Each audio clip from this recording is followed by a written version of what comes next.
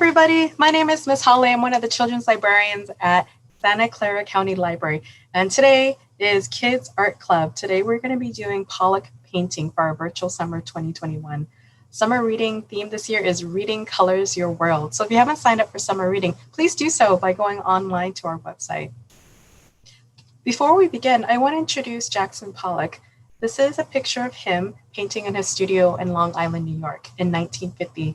Jackson Pollock was born in 1912 in Wyoming, and he's one of the few famous 20th century artists. Here's an example of his work on the screen. You may or may not have seen one of his original pieces, but I'm sure you've seen his style before, where he uses a lot of paints and it's splattered and a lot of different colors. When you look at it, there's a lot of action and movement happening within the art. We're going to do something very similar today. So at home, the supplies you need to do the art is going to be a piece of paper, a box with a top or a Tupperware with lid, a small round sphere that could be a ball or a marble, and at least 3 to 4 tempura paint colors. Now I'm going to show you what I'm using here at the library. So here I have, this is a bouncy ball. You can get it at the vending machines at the store. Or if you're lucky, you might have a marble. And I want you to know that if you have a ball that's special to you and you don't want to get it dirty, you can get a piece of aluminum foil and then cover it so it doesn't get dirty. Just make sure you squish it into as best of a ball as you can. In fact, if you don't have a ball or a marble, you can get a big piece of aluminum foil and squish it into a ball itself, and then that will serve as your sphere. So again, you can use a bouncy ball, a marble, or just a lot of aluminum foil crumpled together. Okay. And the types of paints, now I'm speaking to the grown-ups right now. I suggest tempura paints, but if you go to the store, you'll see 2 types of paint. One is acrylic and one is tempura.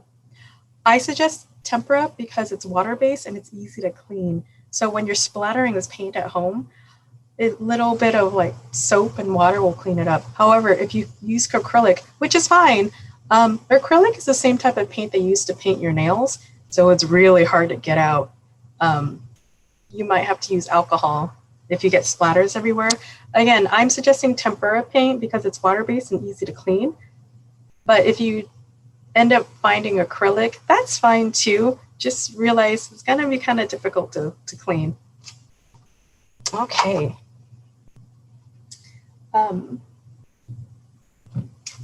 This year for summer reading, Reading Colors Your World, if you've gone to the library, you might be lucky enough to get one of the art boxes that we're giving away for free. This is the box itself. As you can see, it's just a cardboard box. If you're using this today, that's great. As you can see, mine's kind of dirty because I was using it earlier. But I want to tell you, if you're using it, on the very bottom, there's holes. I highly suggest you get some tape and cover it, because if you don't cover it, paint's going to get all over the place. So here's your box. If you're using this at home, I'm going to cover it with tape. Just real quick.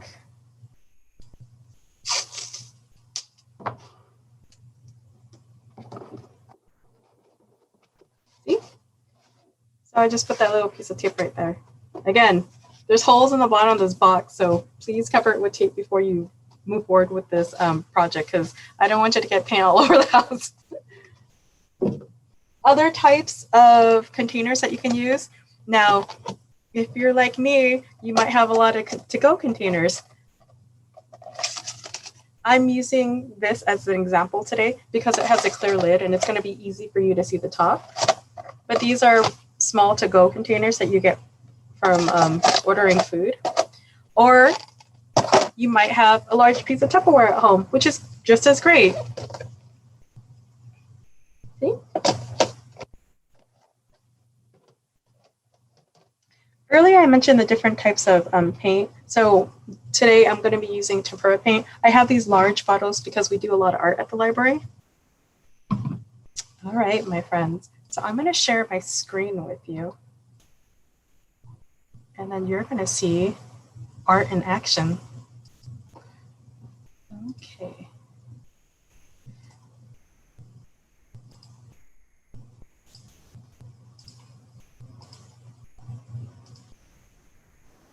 All right. So the first things first is I have a piece of paper here. The type of paper I'm using today is called Bristol paper. This type of paper is actually kind of expensive because it's very good for art and watercolor. The reason why it's expensive is because it's heavy. And so when you put paints or watercolors or any type of art liquid on it, it doesn't curl or fold. But if you're at home and all you have is, say, computer paper or construction paper, that's fine. If you find that it gets too wet, just put it in the sun so it'll dry. If you find that it's curling, just get a heavy book, put it on top, and it'll be nice and flat. Again, I'm just very lucky to have this type of paper. I'm going to show you again. This is a type of art paper, which is called Bristol vellum. It's very ideal for art because it's heavy. Again, for the purpose of this project, use any paper you have at home. And just if the paper starts curling as the paint dries, just put a heavy object on top of it. Okay? All right. So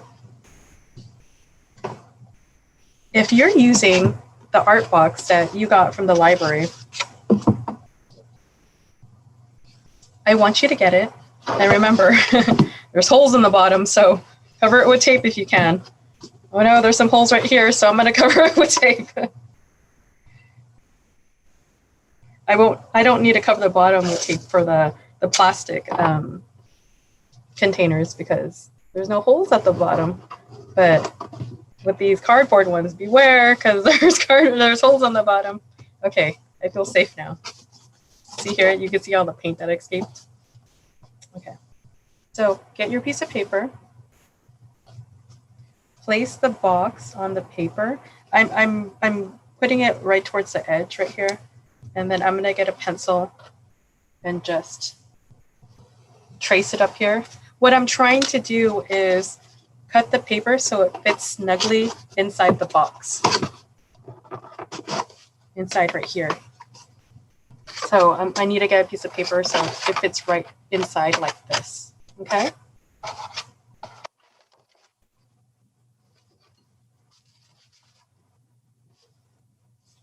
I traced my line. Now I'm gonna cut it. You may not get it to fit the first time. That's okay, because you're just gonna keep cutting it smaller and smaller until this piece of paper fits inside. Is it gonna fit? It's okay. I think it's okay. I think it's okay. Okay, so now I'm gonna get, if you're using a piece of Tupperware at home, what I want you to do is, same thing, you're gonna get a piece of paper, put out the very edge on the bottom, right here, and then you're gonna trace the bottom of the Tupperware onto the paper, and then you're gonna cut that out. Again, we're doing this because we're trying to cut the paper small enough so when you open your container, it fits inside. So, cut it. Again, if you don't cut it snugly the first time, that's okay. Just keep cutting it smaller and smaller until it fits, right?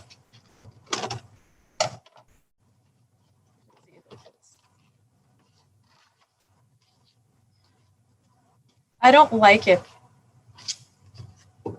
It kind of juts out too much. I want it to fall flat into there, so I'm gonna cut this smaller.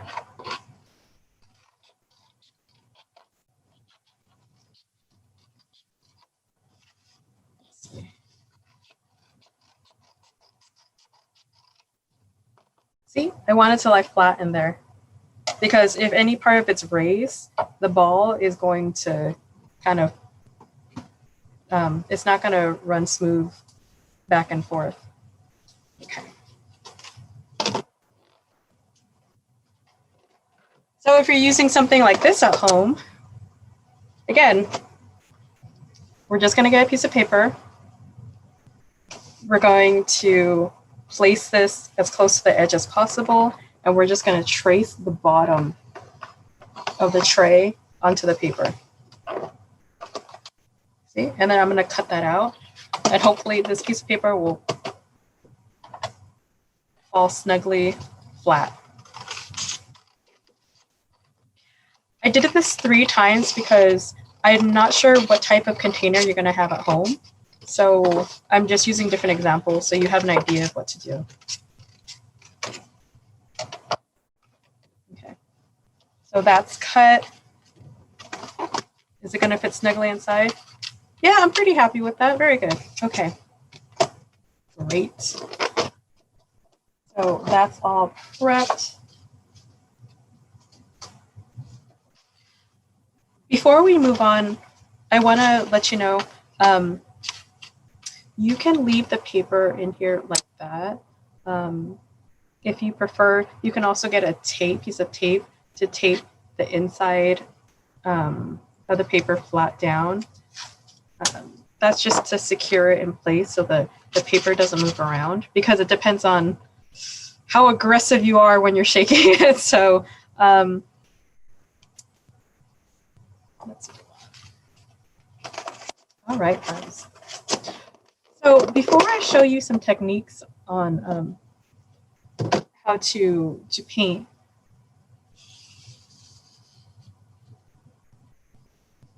what types of paints are you going to be using at home? For my example today, I'm going to be using the colors yellow, blue, green, and red.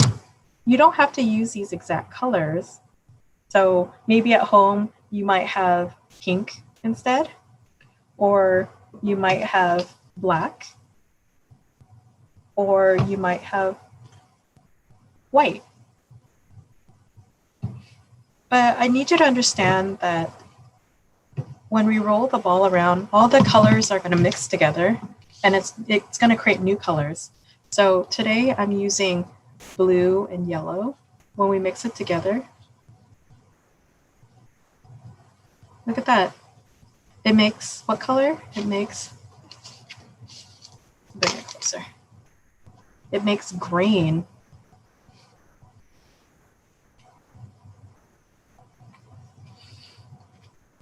And the reason why I'm saying this is because earlier when I made a piece of an example, I used yellow, blue, and green. And I noticed the whole thing looks green because if you mix blue and yellow, it becomes green. And so if you also have a green, the whole thing looks just like one color. So as we move forward and you want to see more colors, or you think that certain colors aren't coming out, you can let it dry and you can add more colors on top. Basically let it dry. So right now it's dry. So later on I might add different colors on top and roll it around again. So I'll get a lot of different colors on my color sheet. Okay, so just keep that in mind. Like, it's a fun experiment combining different colors. So, all right, let's get on to the action. So again, I'm going to use this as an example today, only because it has a clear top, and so you're able to see the ball roll around. It's perfectly fine if you have this at home. You may not see it, but you can feel it when you're moving it around. Okay. So let's start with this one.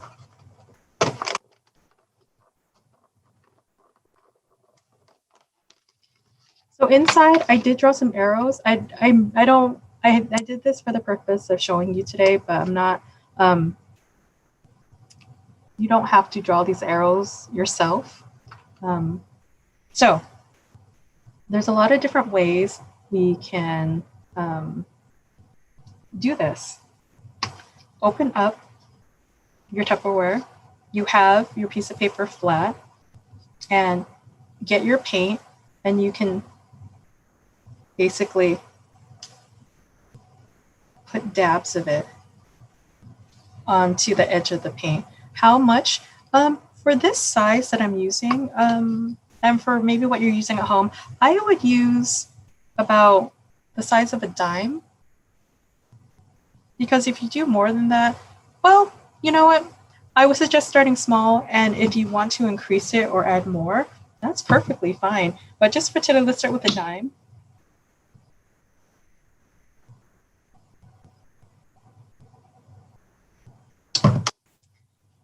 I added green to the edges and red. Maybe I should have added different colors. Why not? Why not? I'm going to continue adding different colors.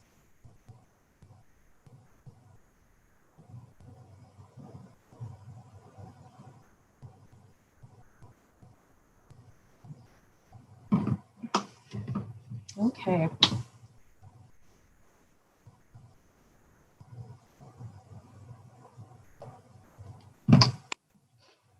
So for my first example, I have green alternating on one side, blue alternating one side, and then there's also yellow and red. I'm going to get my sphere, which today I'm using is a bouncy ball. I'm just going to drop it in there. If you want, you can also put it on just the paint. And we're going to start this. So you can see the arrows. I'm trying to move it back and forth like this.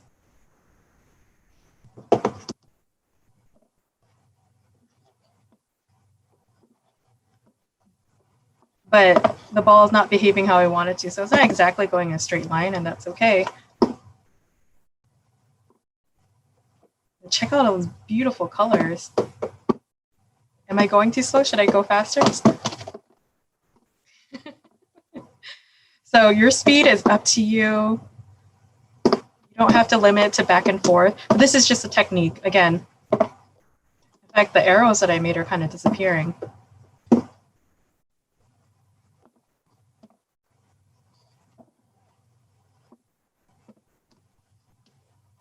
see what result we have. We'll check that out. So just by going back and forth, you have a piece of art. So you can try this at home. Isn't that neat? What colors did we pick up? I think the orange and the red. I see some, the yellow and the red created some type of orange. I think there's some purples in there. Isn't that neat? Okay. So again, that's one technique of just going back and forth. You can just shake it or moving it slowly. I shook it up a lot faster this time. Just want to show you. This is what happens when I shook it up more. Now more of the greens are coming out.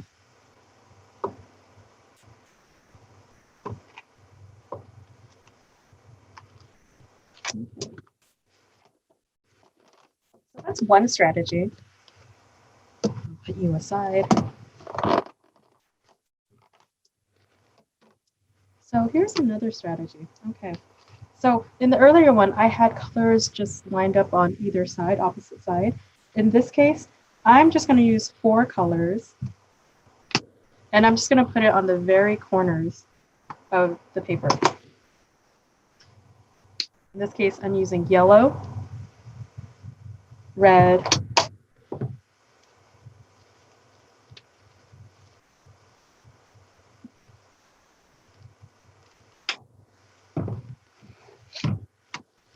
green, let's try, why not? Let's try blue.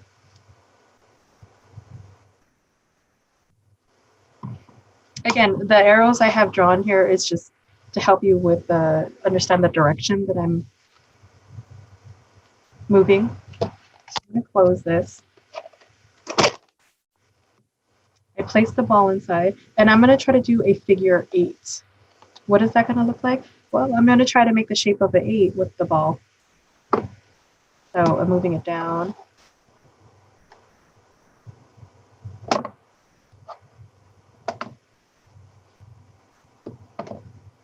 And it's not going to be perfect, but again, this is just another technique where trying to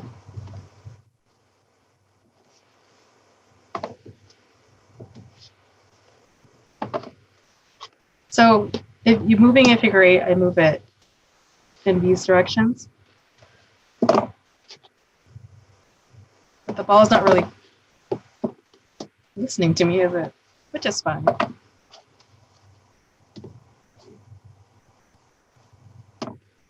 Let's see what types of colors we create so far.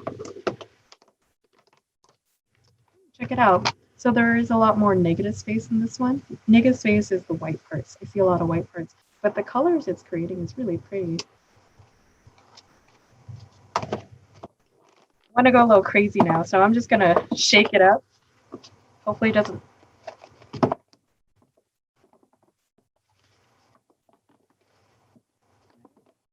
So I showed you a couple techniques, shaking it right, left, figure 8. But in all honesty, just have fun with it. Just start shaking it around. This is a really fun activity that you can do, and your younger siblings can join you in too, because there's no right way to do it. Yeah, so I had a little bit more fun with that, so it's more chaotic and just rolling around wherever it wants to. So much green. I really want that red to be more prominent, so I'm gonna see if I can move it around and get more red in there. Okay, so that's one example. So 2 different ways of doing it: moving it right to left or moving it in a circle 8 form. Let's try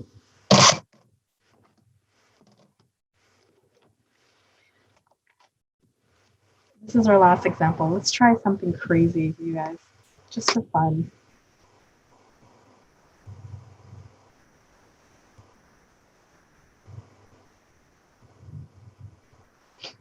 So at home, you can put as much paint as you want in it or as little. This one, as you notice, I'm always putting it on the edge. You see? Just putting it on the edge. In small dots, the size of a dime.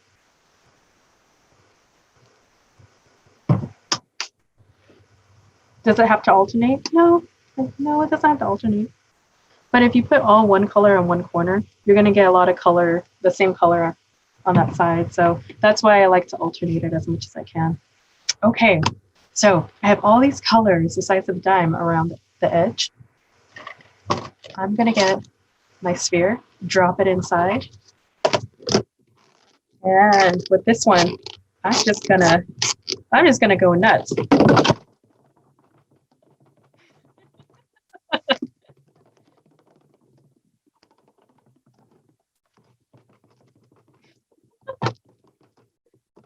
Okay, I went a little nuts. Let's open it up and see what happens. Do you like that better? So the ball jumped up and down, and so there's just a little, instead of like lines coming across, there's just little splotches of dots in there. So this is another way to do it. Do you like it better? Again, I want you to explore at home and try to make different colors, and then move your ball however way you want it to move the paint around. And I would love to see what you guys make, so if you guys can share it with us on the art page, and I'll bring up that link right now. But yeah, just make this art your own. Isn't that nice?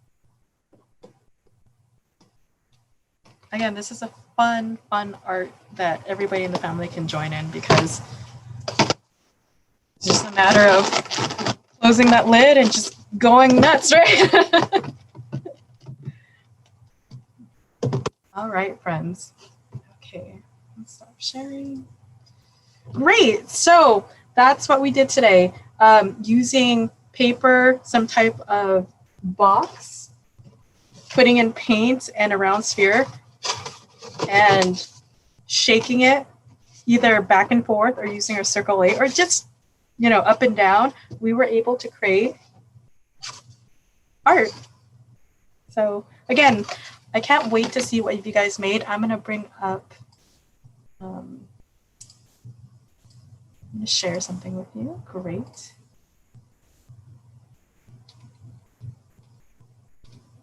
So please, I would love to see your art. Take a photo of your artwork, upload it to our online art club gallery, and yeah, have fun. I hope to see a lot of your art, and I can't wait to see you guys at the library. Thank you so very much. Goodbye.